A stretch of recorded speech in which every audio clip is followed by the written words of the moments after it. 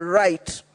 5. Undertakes a comprehensive analysis to define the specific challenges faced by coastal communities regarding land ownership. 6. Make a recommendation on provision of clear definitions for terms such as squatters, absentee landlords, and houses without land, without the context of ongoing coastal land reforms. Thank you, Mr. Speaker. Now, honorable senators, pursuant to Standing Order 238(1), I commit the petition to the Standing Committee on Land, Environment and Natural Resources.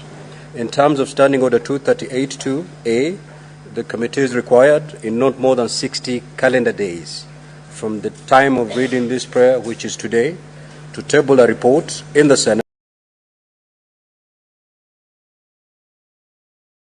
for consideration. The Senate shall thereafter consider and adopt the report of the committee. I thank you. Next order, clerk. Order number 5. Papers. Senator Faki, certainly you cannot rise on a point of order. You cannot.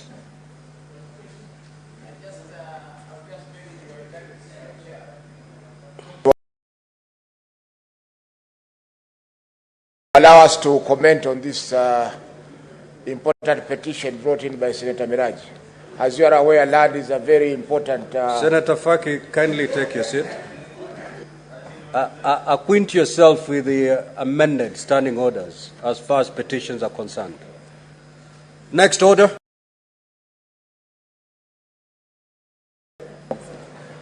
Order number 5, papers. Order number 6, notices of motion. Order number 7, questions and statements. Statements pursuant to Standing Order 52(1). Senator Hezena Lemalentian.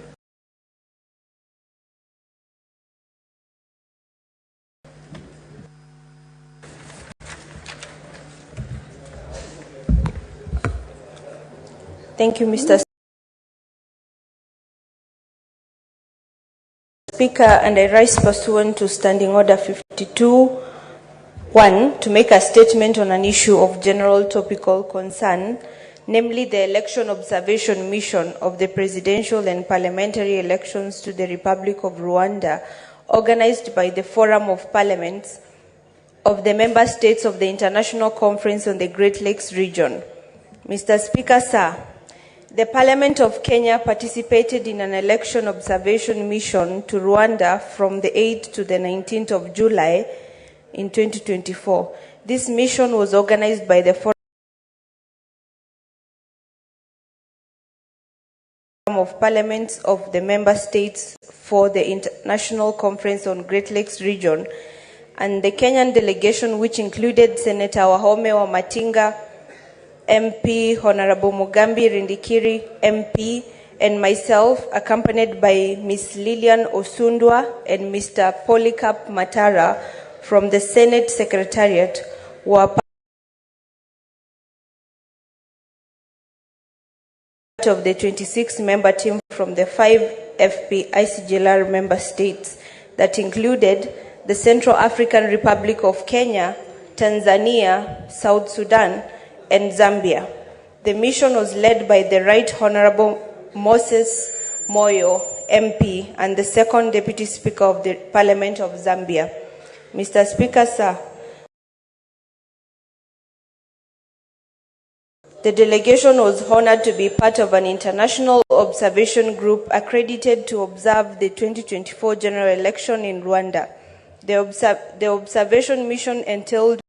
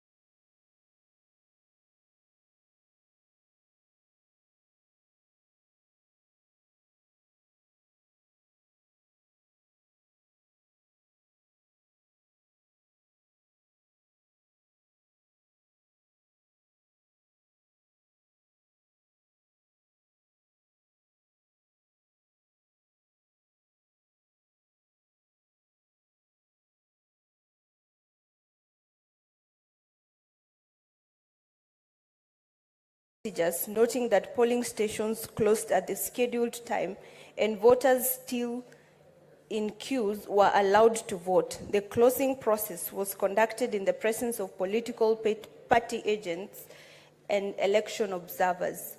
While the electoral process was generally professional, there were isolated cases of improperly sealed ballot boxes and ballot papers without serial numbers. Based on these observations, the mission made several recommendations to the Rwanda's NEC, ensuring proper sealing of ballot boxes, including serial numbers on ballot papers, and considering an extension of the campaign period from the current 20 days to allow more time for political parties to explain their manifestos to the electorate. Mr. Speaker, sir, the mission commended Rwanda for several practices that could serve as lessons for other countries. This included the absence of campaign posters and billboards, which reduced campaign costs, the discipline and decorum of candidates and their supporters during campaigns, the involvement of locals in the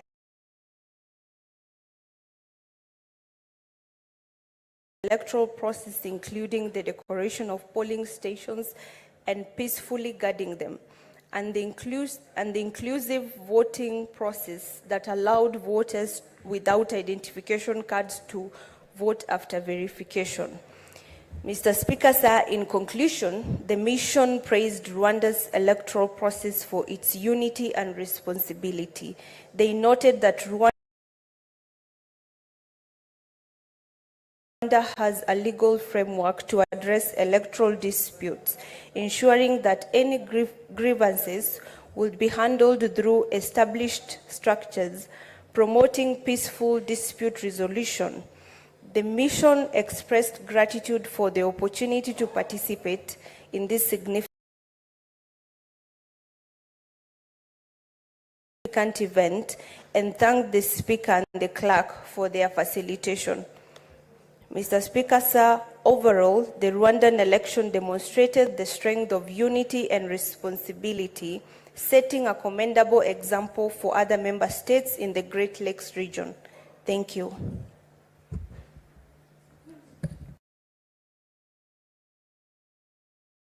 Senator Karen Nyamu. That statement is dropped. Senator Miraj Abdullahi.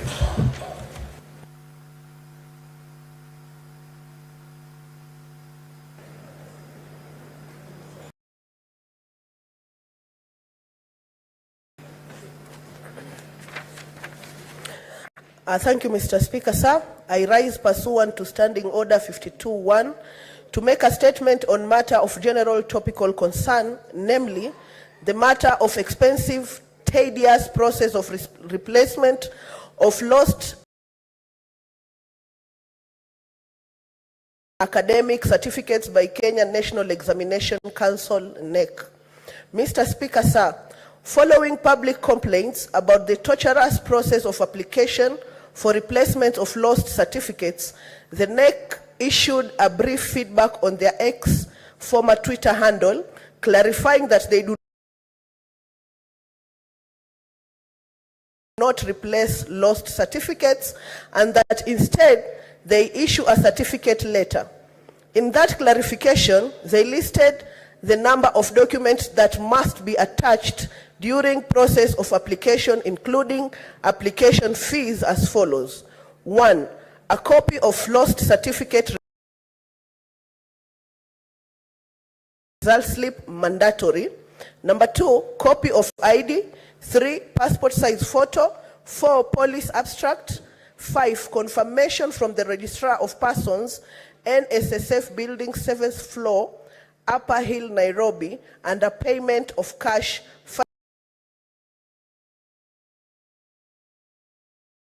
5,220. Mr. Speaker, sir, from the foregoing, several questions emerge. 1, realizing that ordinary life is prone to various misfortunes such as fire, flooding, theft, etc., which cause loss of vital documents such as title deeds, ID cards, passports, certificates, etc. Why will NEC fail to put in place effective and efficient systems to ensure that lost certificates are actually replaced in a similar manner as other documents are replaced? If a passport or ID can be replaced, why not academic certificates? Number 2, why would NEC charge a whopping 5,220 Kenya shilling for a letter of certificate, besides the process completely tedious? For instance, the requirement for application to travel from wherever they reside countrywide to confirm personal details with the registrar of persons in Nairobi is totally unwarranted. Mr. Speaker, sir, if there is something we must learn and take seriously, especially following the political crisis, is that public institutions must begin to be accountable. We cannot continue to treat service delivery so casually. I hope that NEC will come forward to not only answer the above questions, but to also begin a genuine process of internal audit to ascertain whether they are truly responsive and efficient in discharging their mandate. I thank you, Mr. Speaker. Honorable Senators, before we move to the next order, allow me to make the following communication.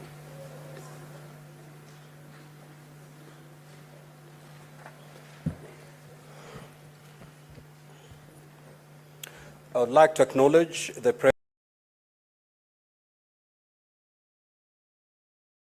in the public gallery this afternoon, visiting students from High Flyer Scouts Open Crew from Lugari in Kakamega County.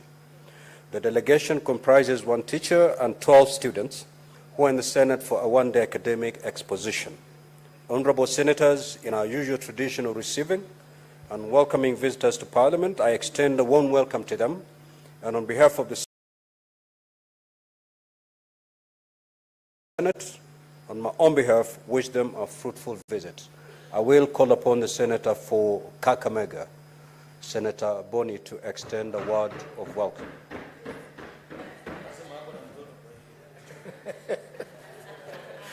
Thank you, Mr. Speaker. Indeed, it's a privilege for me that these children are here with us today. This is the first time we are receiving any delegation from Kakamega, or Bungoma, or Trans Nzoia, or Vihiga, or Busia. So, young people, I'll just use this opportunity to remind you that here we are guided by the Constitution, and the Constitution provides for culture, and this is why I welcome you and end by addressing you in your mother tongue. Mriomno Mukalishe Ngoble. God bless. Senator Boni, if you're to ever welcome a delegation, ever, you need to change your ways. Reserve some language to some social gatherings back in Kakamega, not before the House. Request for statements pursuant to Standing Order 53-1, the Senator for Bungoma County, Senator David